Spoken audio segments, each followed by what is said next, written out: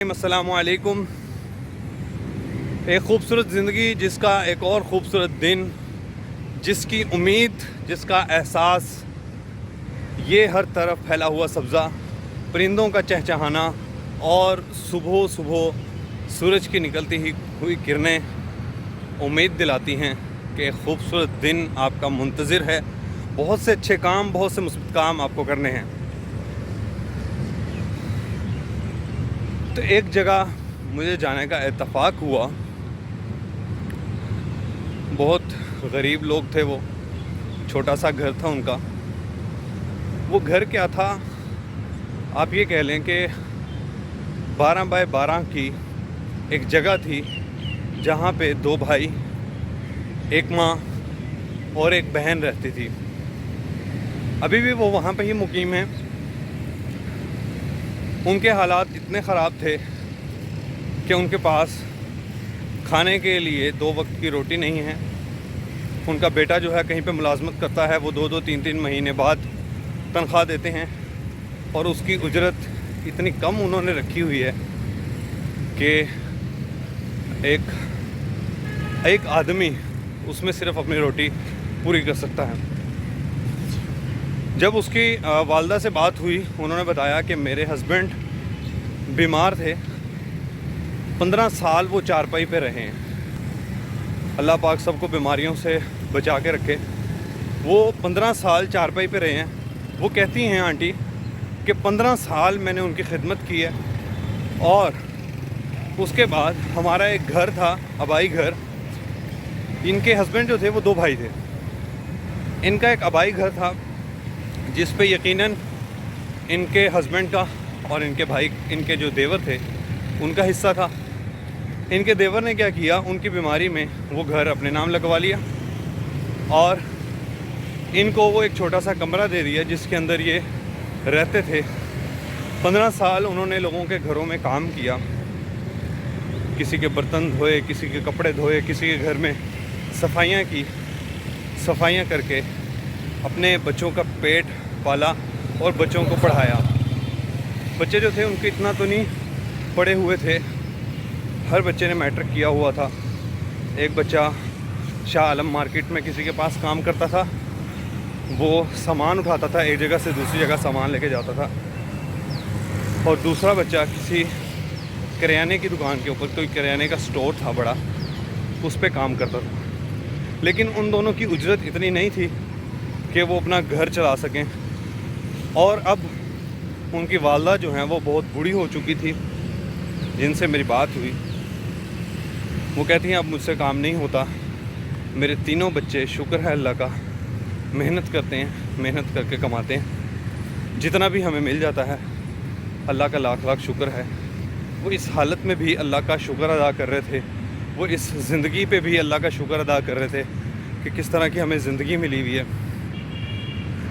तो मैंने उनसे पूछा कि आपने अपने देवर को नहीं बोला कि बेशक मुझे कुछ ना दें, लेकिन ये यतीम बच्चे हैं, इनका हक़ तो इनको मिलना चाहिए। वो बोलने लगी कि बहुत बोला है उसको, लेकिन वो कहता है कि ये मेरा घर है, इस पे तुम लोगों का हक़ नहीं है।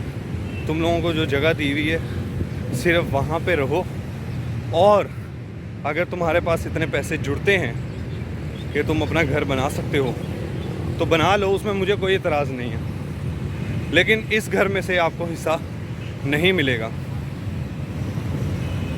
वो बहुत रो रही थी। ज़ाहिर सी बात है, इतने मुश्किल हालात में उन्होंने बच्चों को पाला है। इतने मुश्किल हालात में तरह तरह के लोग बातें करते हैं, लोग तंग करते हैं। तो वो कह रही थी कि हमारे पास जितनी भी आमदनी इकट्ठी होती है पूरे महीने की, हम बहुत मुश्किल से गुजारा करते हैं। मेरी बेटी एक स्कूल के अंदर पढ़ाती है, प्राइवेट स्कूल है। वो 3000 रुपये उसको देते हैं। अब इस दौर में भी 2022 में अभी भी ऐसे स्कूल हैं जो सिर्फ़ 2 या 3 हज़ार रुपये देते हैं फ़ीमेल को। सुबह 8 बजे से लेकर 2 बजे तक उनसे काम करवाते हैं। और ऐसा नहीं कि काम थोड़ा सा करवाएं, काम बहुत करवाते हैं। अच्छा खासा उनको, उनका नॉलेज जो है वो अच्छा खासा इस्तेमाल करते हैं, जितना भी वो कर सकें। उनकी कोशिश होती है कि पैसे ना ही दिए जाएं, لیکن اس طرح کے حالات ہیں. بات بتانے کا مقصد یہ تھا کہ زندگی کے اندر کئی لوگ ایسے ملتے ہیں آپ کو جو یتیموں کا حق کھا کے بیٹھے ہوئے ہیں. تو خدا را ان کو اپنی زبان سے ایک دفعہ ضرور کہیں کہ یار یہ آپ غلط کر رہے ہیں، تاکہ آپ کا حق ادا ہو. کوشش تو کریں کہ آپ کے کہنے سے وہ دے دے، اس طرح سے اس کو موٹیویٹ کریں، اس کو شریعت کے بارے میں بتائیں، اس کو اسلامی تعلیمات کے بارے میں بتائیں، اس کو بتائیں کہ نبی کریم صلی اللہ علیہ وسلم نے یتیموں کا کتنا حق بتایا ہے، یتیموں پر شفقت کا ہاتھ رکھنے کی تلقین کی ہے. انہوں نے یہ کہا ہے کہ یتیم کا حق نہ کھایا جائے، یتیم کو اس کا حق دیا جائے.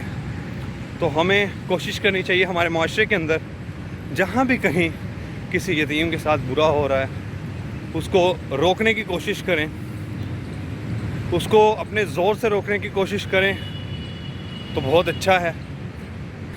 اس کو جا کے کہیں، خود سے اس سے بات چیت کریں اور وہ پیار سے سمجھ جائے، یہ تو بہت زیادہ اچھی بات ہوگی، کیونکہ اس میں کوئی بھی کسی کی دل آزاری نہیں ہوگی. بے شک اس نے حق کھایا ہوا ہے، وہ ایک ظالم بندہ بنا بیٹھا ہے، لیکن اس کے ساتھ بھی پیار محبت سے اگر بات کریں اور وہ مان جائے تو اس سے بڑی خوش قسمتی اور کچھ نہیں ہو سکتی. اور ان یتیموں کو ان کا حق مل جائے. جو یتیم لوگ ہمارے سراؤنڈنگ میں ہیں ان کا خیال رکھیں، ان کی ضرورتوں کا خیال رکھیں.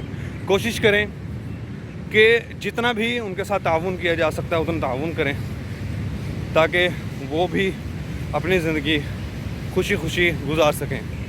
اس دور کے اندر جہاں پہ 2 کنال کی کوٹھی، 10 کنال کی کوٹھی، بڑے بڑے بنگلے جس کے اندر صرف 2 3 4 اتنے بندے رہتے ہیں، ساتھ انہوں نے کتے بھی رکھے ہوئے ہیں، بلیاں بھی رکھی ہوئی ہیں، اور بھی دوسرے جانور رکھے ہوئے ہیں، گائے بھینسیں اس طرح کی، مطلب کہ چھوٹا سا ایک فارم بھی بنایا ہوا ہے.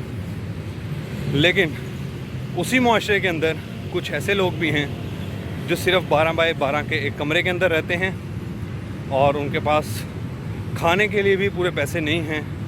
پہناوا تو وہ کیا کریں گے، اپنی زندگی کو کیسے سنواریں گے. تو کوشش کریں ان کا بھی خیال کریں تاکہ زندگی بہت پرسکون ہو اور ہمیں ایسا لگے کہ ہم کوئی اچھا کام کر کے اس دنیا سے جا رہے ہیں. آپ تمام دوستوں سے گزارش ہے اپنا اور اپنے ساتھ لوگوں کا خیال رکھیں، ان کے ساتھ خوش باش رہیں، اپنی زندگی کو خوبصورت بنائیں اور پیار محبت کے ساتھ زندگی جئیں. اللہ پاک ہم سب کو دنیا اور آخرت کی کامیابی عطا فرمائے. جزاک اللہ.